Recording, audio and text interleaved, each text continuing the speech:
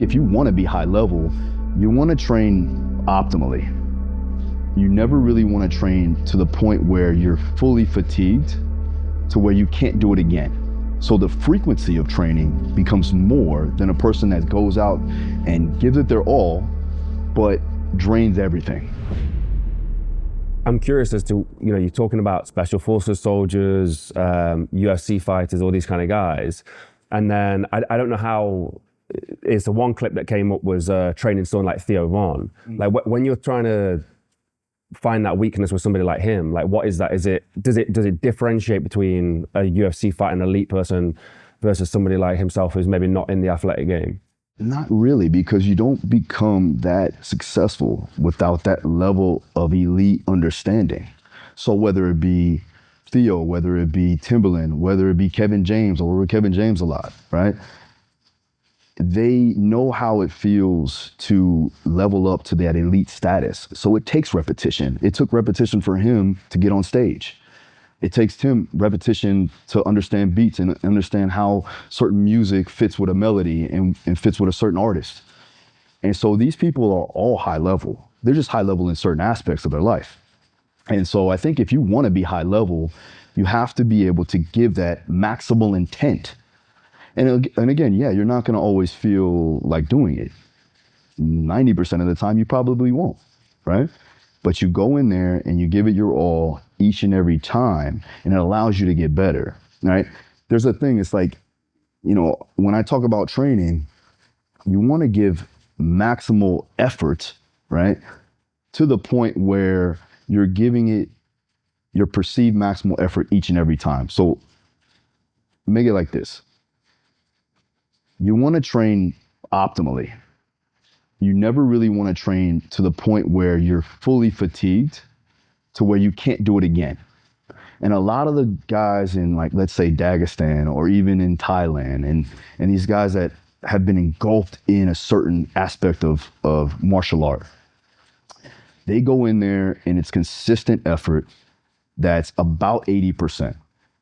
What that does do, it allows that to compound over time. So the frequency of training becomes more than a person that goes out and gives it their all, but drains everything. Now they have to take 2 days off, right? Because they're gone. What I found with all the elites is that they go in there and they give it their maximal intent for that particular day on what they have available. Right? So you have to look at two things. You have to look at objective indicators and subjective indicators. Your objective indicators can be an HRV, could be your heart rate in the morning, could be something that is going to be quantifiable, something that we can measure. Then you have a subjective indicator, something that you need to know for yourself. You need to feel it, right? So you have to know your body. You have to know, how things are working.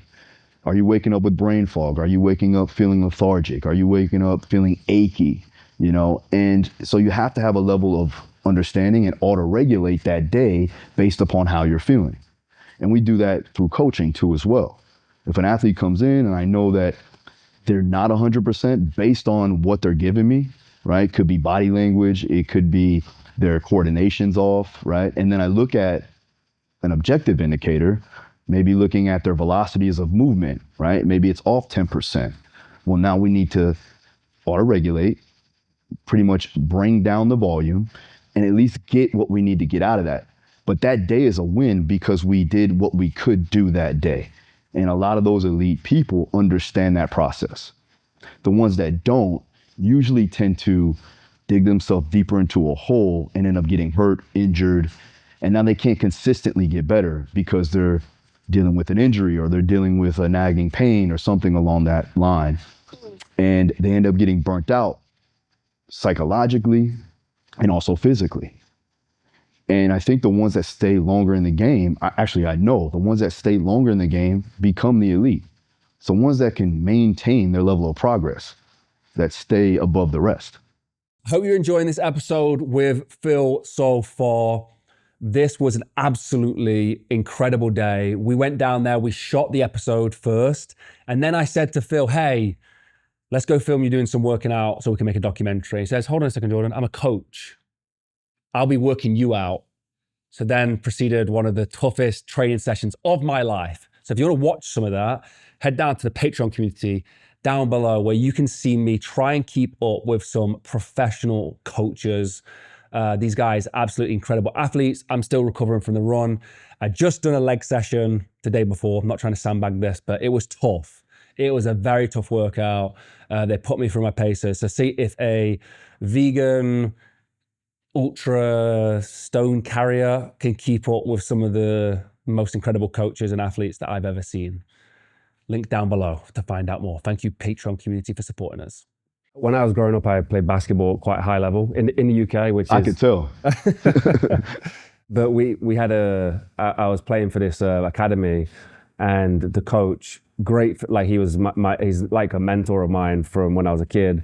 Trained my mindset, like I wouldn't change it. However, he didn't understand that training that you're talking about. Like he would run us at 100% every single day, three times a day. Like it was just the craziest training because that's just the way he thought it was supposed to be.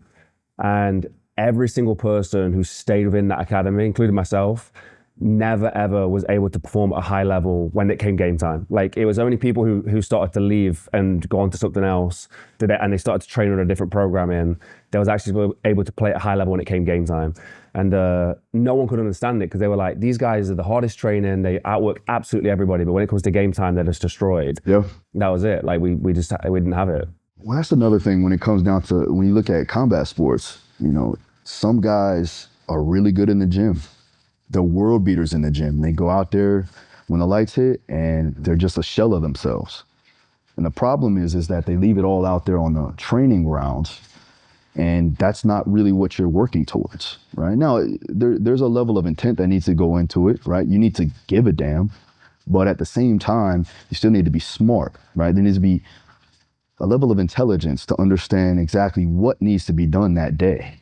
And if it is something very small, where you can look at making sure that you are working one aspect of your game that day, and it may give you, you may not do well that day, you know, because you're only working defense or you're only working offensive strategies. And if you can just focus on the win of the strategy as opposed to the overall practice, then it allows you to get better, because then you can transition that into the fight, or you can transition into game time. And the biggest thing that I've always seen with people that put themselves at a disadvantage inside the training grounds is that they feel confident in themselves when they go in there, because now they have all the tools that they can use at their disposal. But when you try to give all the tools that you can inside the training world, it doesn't really correlate over to the fight game or to the actual game time decisions that you have to make.